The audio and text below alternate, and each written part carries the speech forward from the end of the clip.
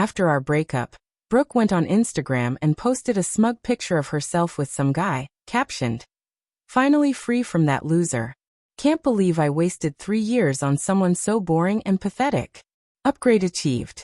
Hashtag new beginnings, hashtag actually happy, hashtag no more dead weight." I just sat there, mid-bite into my sandwich, staring at it. 3 years down the drain, and now I was apparently the loser. To make it worse, the comments were a dogpile. Her friends hyping her up, trashing me like I was some kind of deadbeat. Even her mom chimed in with, "So glad you finally saw the light, honey." At first I told myself to ignore it. I'd already accepted the breakup. Sure, it hurt, but I was ready to move on. But then I remembered something. I work in IT security, and after some break-ins at our building last year, I'd installed cameras inside my apartment. Nothing sneaky, totally legal, and Brooke even knew about them. She'd helped me set one up near the door. What she didn't know was that they auto-backed up to the cloud for 30 days. Out of curiosity, I pulled up the archives. What I found made my jaw drop. For at least 6 weeks before our breakup, she'd been bringing the same guy, the one from her Instagram post, into my apartment while I was at work. I had 12 separate clips of them together, complete with timestamps. On one video, clear as day, she was on my couch with him, kissing, laughing, and saying, "Nate's such an idiot. He has no idea." And it got worse. Another clip caught her in the kitchen on the phone with her mom. "Yeah, Mom. I'm waiting until after Nate pays for my car repairs to dump him." Guess who paid $2,200 for her Honda repairs the week before she ended things?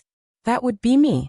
I downloaded everything, every clip, date-stamped, high-quality, undeniable proof. I could have just kept it, let karma do its thing, and moved on quietly. But then I remembered her calling me boring, pathetic, and dead weight in front of everyone we knew. That changed my mind. I went back to her Instagram post and commented, "Same. Finally free." Then I made my own post. A compilation of all 12 clips stitched together with timestamps clearly visible. The caption? "When the loser had receipts the whole time. Brooke, you left something behind here. Your dignity." I tagged her, and her new boyfriend. The first person to see it? Her new man, Derek. His comment, "WTF is this? You told me you broke up with him months ago." Within minutes, he untagged himself, unfollowed her, and switched his relationship status back to single. Brooke's friends who'd trashed me? Their comments vanished one by one. Her post that had 200+ likes dropped to under 50 in less than an hour. Her mom's reaction was the cherry on top. She commented under my post, "Brooke and Fletcher. Call me. Now." Meanwhile, Brooke was in full panic mode. She tried spinning it as me being a toxic, controlling ex. She even posted some nonsense about me violating her privacy. Problem was, my buddy Ryan had already screenshot her original loser post, so when she deleted it, the receipts still lived on. By evening, the whole thing spread through our mutual circles. Turns out, she'd been telling Derek's gym friends she'd been single for months. Derek's ex-girlfriend even messaged me, saying Brooke had been the other woman in her relationship too, but karma came for them both. I poured myself a bourbon, put my phone on silent, and watched the drama unfold. The next morning, I woke up to 60+ missed calls, most from Brooke, some from her mom, a handful from her best friend Chloe, and even numbers I didn't recognize. The texts were pure chaos. "Take the video down now or I'm calling the cops. Please, I'm begging you, Derek won't talk to me. You're ruining my life over nothing. I'll pay you back for the car repairs." Her mom, Diane, left me contradictory gems like, "You need to be the bigger person here. This is harassment." And then finally, "I didn't raise her like this. I'm sorry, Nate." But Derek's messages were the wildest. He wrote, "Bro, I had no idea. She told me you were abusive and that she'd been single since January. She's been using my credit card for our future this whole time. Just found out she's still texting her ex Trevor too. We're done. Can I buy you a beer? I feel like an idiot." I actually felt bad for him. Guy had been fed the same lies I had. Told him no hard feelings, we'd both been played. Then Chloe, her best friend, showed up outside my apartment. I answered through my doorbell camera. She said, Nate, please, Brooke's having a breakdown. She hasn't stopped crying. You need to take that video down, it's humiliating. I told her. She called me pathetic in front of hundreds of people. She cheated for weeks. She used me for money. Where was the sympathy for my humiliation? Chloe's answer? That's different. You're a guy. You can handle it. I laughed, muted the mic, and let her talk to my camera for 10 minutes before she gave up. Around noon, Brooke tried a new approach, TikTok. She posted a teary video about how her narcissistic ex was destroying her life because he couldn't handle rejection, and that I'd monitored her every move with cameras. The problem? One of my coworkers, Janet, has a pretty big TikTok following. She stitched Brooke's video with the screenshots of Brooke's original loser post, then explained the real story. Janet's video blew up 10 times bigger. The comments roasted Brooke. Imagine cheating, getting caught, and still playing victim. Not the consequences of my own actions. Girl, take the L. Brooke deleted her TikTok within 2 hours. But the story wasn't done. That evening, I got a call from Roger, Brooke's dad. Now, Roger was always decent to me. Even apologized for some of Brooke's behavior in the past. His voice sounded exhausted when he said, "Nate, I'm not calling to defend her. I saw the videos. I'm disgusted." That was when I realized Brooke's whole house of cards had collapsed. Family, friends, boyfriend, everyone. And all it took was me refusing to let a cheater and a liar rewrite the story. Diane wouldn't stop blowing up my phone, and Brooke's crying fits had reached the point of constant harassment. Then Roger called. His tone was calm, weary even. "Look, Nate. What would it take for you to take the post down?" I told him flat out. "Roger, I'm not trying to be difficult here, but she humiliated me first. She called me pathetic. She used me. All I did was put the truth out there." He let out a long sigh. "I know, kid. I know. Let me ask you something though. Did she ever pay you back for that trip to Miami last year? The one for her friend's bachelorette party?" I frowned. "No. She said she would, but never did. That was $1,800. "Yeah," Roger said.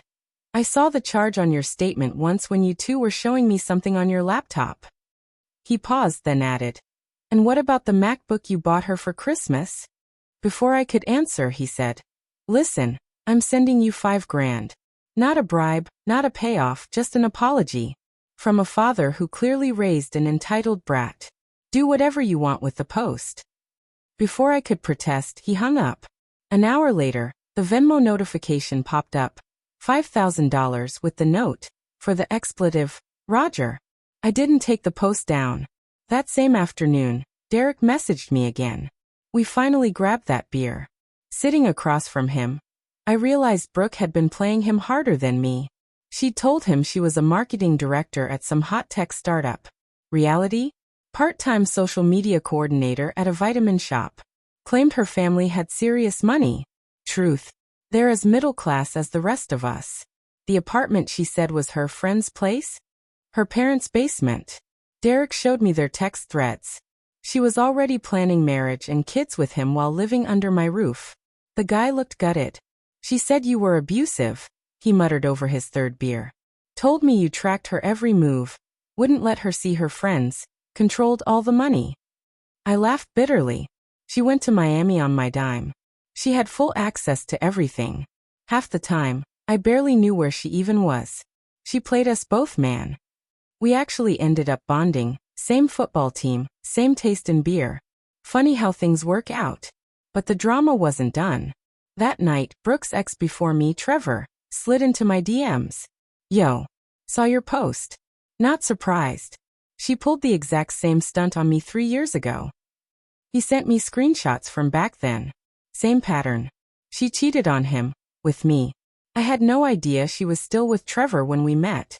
The messages showed her trash-talking him to her friends while setting up dates with me. He told me. She called me pathetic too when I caught her. Even posted about it. I just didn't have the kind of proof you did.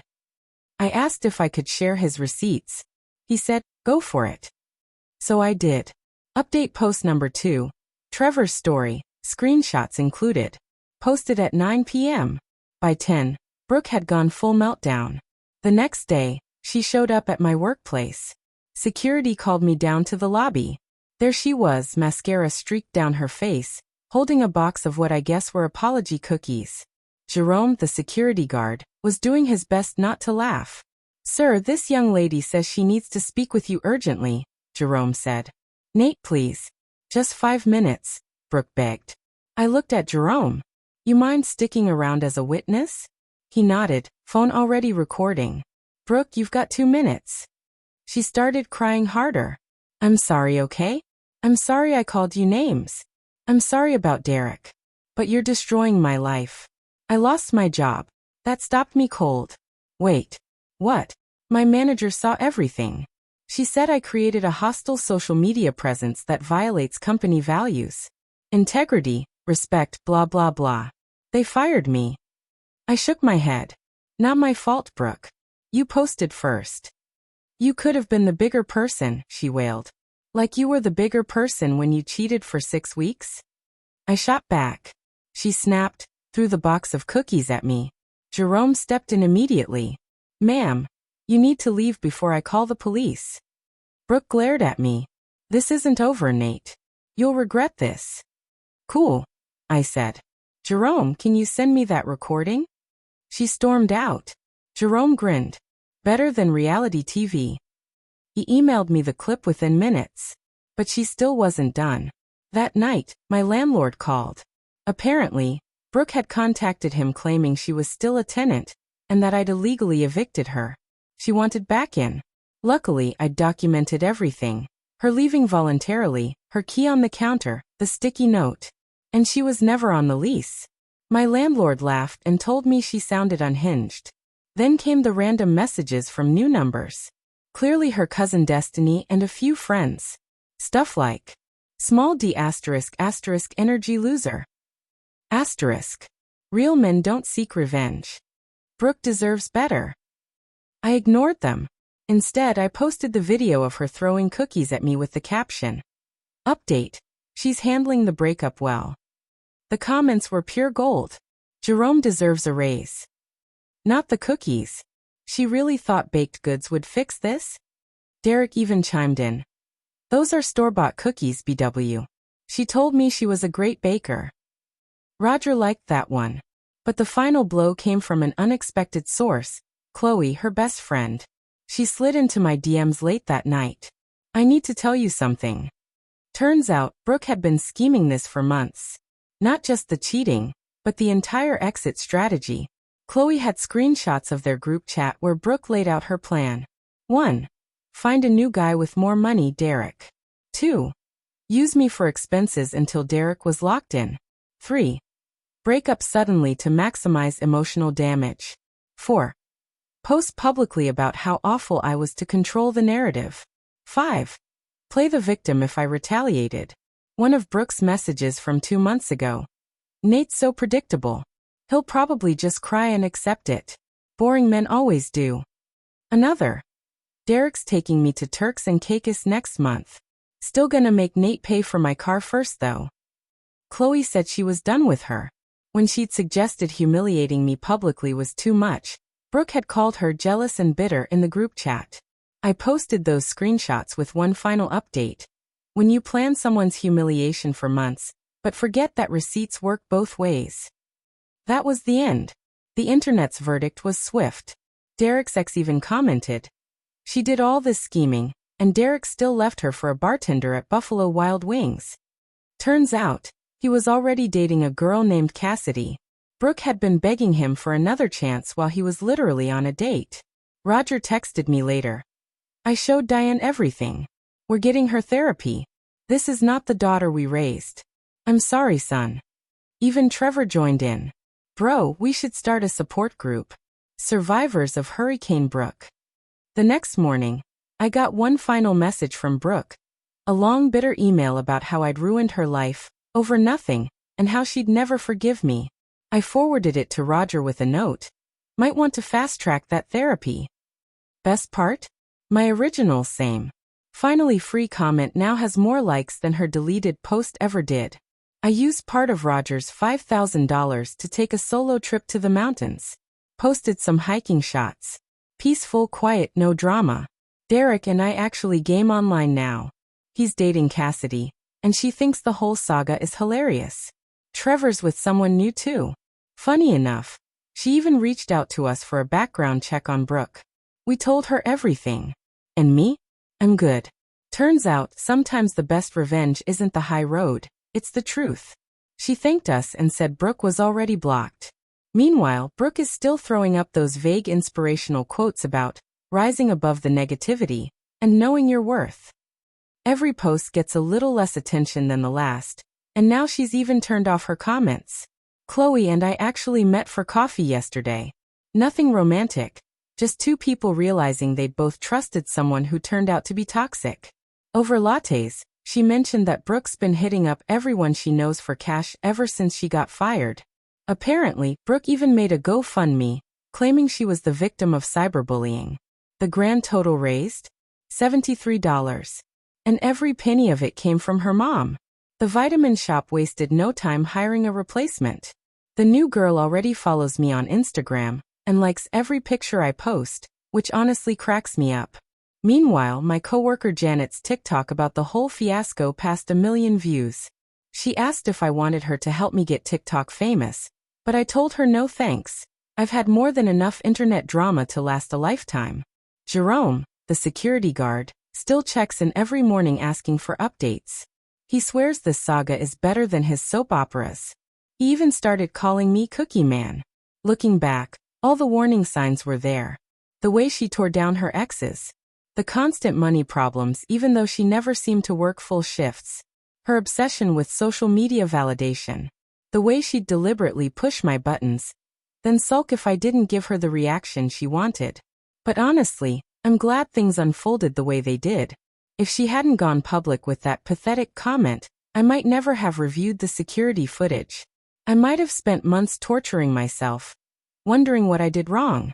Instead, I got undeniable proof. Karma served itself in real time. And I even gained some unexpected friendships out of the whole ordeal. People keep asking if I regret posting the videos. Not at all.